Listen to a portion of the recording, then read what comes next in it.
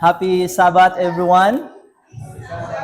So, purihin po ang Panginoon sa umbagang ito, sapagkat si Kuya Tom po o si Brother Tom ay Tagalog. As mamabutihon ko lang po magtatagalog na rin po ako. Ano ho? No? So, to extend ang greetings po sa ating Happy New Year sa inyong lahat since this my first Sabbath sa sininga tuig diri sa inyong church. So, Happy New Year! And also extend our greetings from our administrators, Pastor Rolando Dolor, ang atong bag-o nga presidente mga kabyanan, ginapalambot niya ang greetings sa inyo nga tanan. Kag amo man sa aton nga executive secretary, Pastor Ricky Villarin.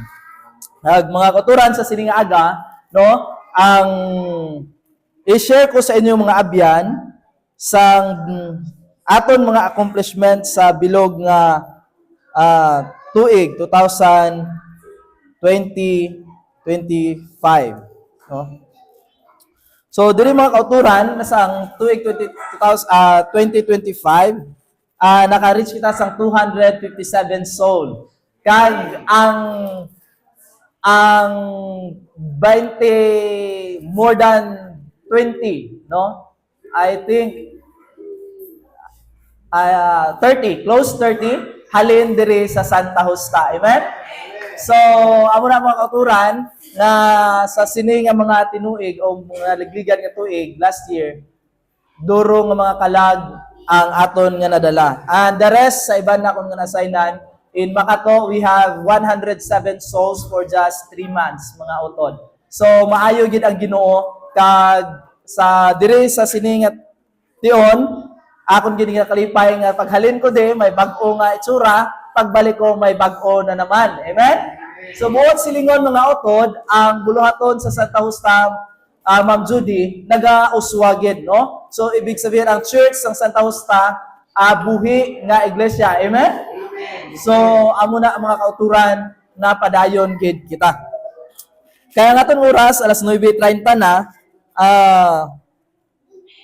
balang ko nga kita tanan, may ara kita mga challenges, sometimes workers, may ara kami ginatawag nga mga challenges man. But for us, for everyone, no? Ang mga promises ng Ginoo, the same lang man. Whether bago ka nga bautismo or dugay ka na diri sa iglesia. Tandaan na to, sometimes we fail in life, di ba? No? May ara man mga challenges, nagakalain-lain ng mga pagsulay, mga kauturan. Pero dire, ang promesa sang Ginoo wala gid nagapalya mga utod. So, hambal diri sa verse 37 sa Psalms 37, verse 23 to 24. Ang Ginoo nagapalig-on sang mga paglakat sang tawo. Notice ninyo, no? Sa una, hisitan kita ng baton sa Ginoo. But yet, ang promise sa Ginoo, naghamba siya nga siya, He is the God who strengthen us. Amen? Hindi kung sino-sino, kundi ang Ginoo na nga promise niya mga utod, the God in heaven will strengthen us in spite of our challenges, whatever it is, mga kauturan, ang Ginoo nagapromesa. Nga ang paglakat naton, kag nagakalipay siya sa iyang dalanon. Bisan mapukan siya, hindi siya mapukan sing bugos kay ang Ginoo nagabayaw sa iya sang iya kamot. No? Mga utod, kung ano man tong mga nagliligan naton nga mga challenges, again, ang promesa sang Ginoo naghambal, siya magalakat, magaupod sa aton, kung ma-fall man kita, hindi kita totally mawala, no? Hindi po tayo mawawaglit, sabi nga ng kanta, no, walang mawawaglit kahit isa nga aman. Kaya ang Ginoo nagaupod sa aton. Dumdumon ta ina siya na promesa sang Ginoo, no? Sometimes good people fall. Sino na sila? No? Hindi kita, malalo na sa mga aton mga kauturan nga bag-o pa sa pagtuo, sometimes mga utod, amo ni realidad. Aton leaders may mga challenges man. No, ang aton mga gina-look up naton may mga challenges man. Ikaw kag ako, ang aton leaders the same lang na sila. Ang imong ginabatsag, ang amon ginabatsag, ang ginabatsag sa elders naton diri sa Santa Rosa, the same lang. Nagakaon ka kanon, nagakaon man sila kanon. Nagalanghap ikaw sang hangin, nagalanghap man sila sang hangin. Sometimes, good people fall. Tandaan gina to na, no one is perfect, but we have the same God who will strengthen us, and that is our God, Jesus Christ. Amen? So, hambal diri mga utod. In verse 34, chapter 34, mga kauturan hambal diri, verse 19. In verse 19, nagapromesa diri nga madamo ang kapipitan sang matarong apang ang Ginoo nagaluwas sa iya sang sini tanan sa ila. No? Ang hambal na, anong kapipitan? Pagsulay, kalisod, no? So buot silingon, mga utod, kung nagalakat ikaw sang dalanon sa Ginoo, hindi hapos. Hindi hapos nga ikaw magasunod sa Ginoo, no? Kay bangod nga aman. Imong kabuhi sa una halas lang, no? Wala sang mga restrictions, no? Kung ano gusto mo, then buhata, ubraha, mga utod. But kung ikaw dira nagasunod sa Ginoo, ang hambal diri mga abyan, duro ang mga kapipitan. And what is that? Amuna mga utod, isa dira ang atong mga pagkaon, no? Actually, Seventh-day Adventist, wala na sila gatudlo nga ginabawalan kita, mga utod. Ang ginabawalan ang mga nagakaon. But yet, mind you, mga utod, ang promesa sang Ginoo, siya naga-upod gyapon sa aton. Kaganina gaupod siya, subong ang Ginoo nagaluwas sa iya. Amen? Kung dira ka na, sa una, kung ikaw ma-fall sa imong dalanon, sa imong panlakaton, dira sa Ginoo, ang Ginoo una nagaupod, subong magaluwas na siya. Kita ninyo ang progress mga utod. No? Una, updan ka, sunod, kung fall ka, luwason ka na sa Ginoo. Amo ni kanami ang aton Ginoo mga utod, pero hindi lang pagpermintiha. Kay base hambalo mo, luwason ka din ako sa Ginoo, no?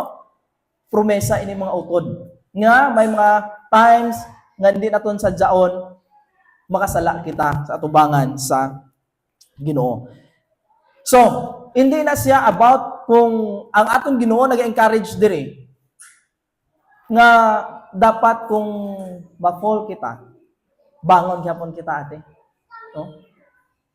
Makahambal kita nga daw tak-an ako, simba sa Sabado. No?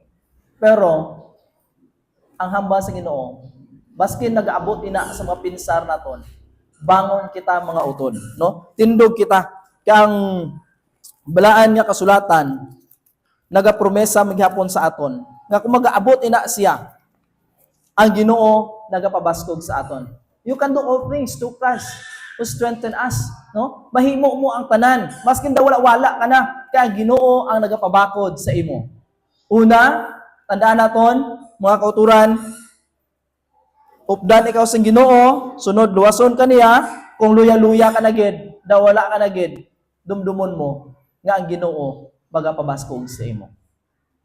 In spite nga daw hindi mo na kaya, in spite nga daw luya ka na gid, daw hindi itak-an ka na, hindi mo na manan kung ba ano ni ang akong ginahimo, dumdumon mo. May Ginoo kita nga magapabakod sa aton tanan. Kaya kung hindi mo makaya subong, tindog ka lang, padayon. Kaya next time, magadaog ka na, sina. Amo na ang ginapromesa sa Philippians chapter 4, verse 13, mga utod. Kag amo man ang hambal dira, nga ekspektaron mo na ang trials.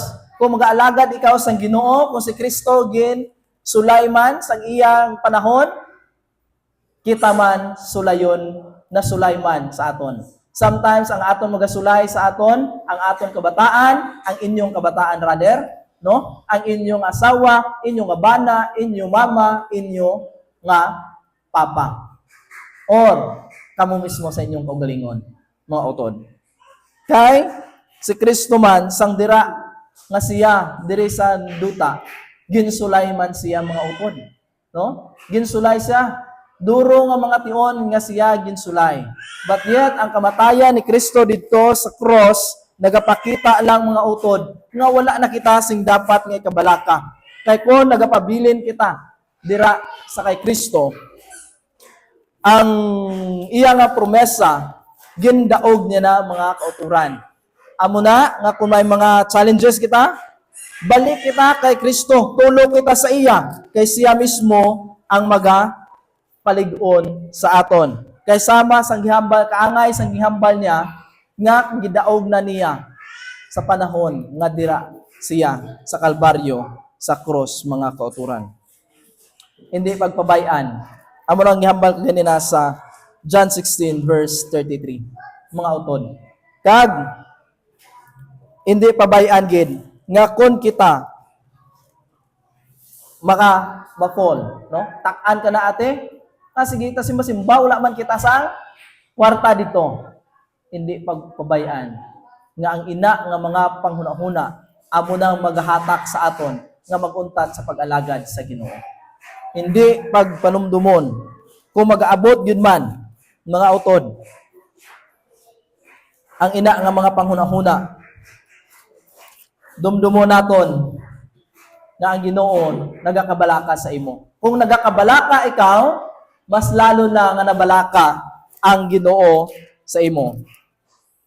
Ang hambal diri sa Joshua chapter 1 verse 9, mga utod. Sa last nga text, wala bala ako magasugo sa imo, magpakabakod ka kag magpakaisog, dili ka mahadlok, ukon mahangawa kay ang Ginoo nga imo Dios naga upod sa imo bisan diin ka makadto. Amen? No, ang hambal sa Ginoo ang magaupod siya maskin diin ka magakadto. But hindi lang sa diskuhan ha. Hindi lang sa mga bars.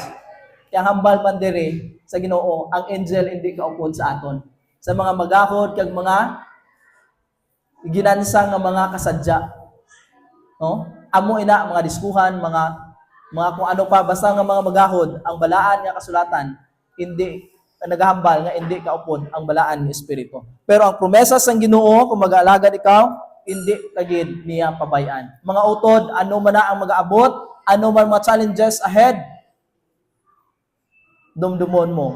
Ang Ginoo mag-aupod sa imo, magaluwas sa imo, gindaog na niya ang sala, kon nag-aabot pag sa pangunahuna nga hindi ka na ang hambas sang Ginoo, mga utod, nga siya ang Dios magaupod sa imo bisan diin ka magkanto.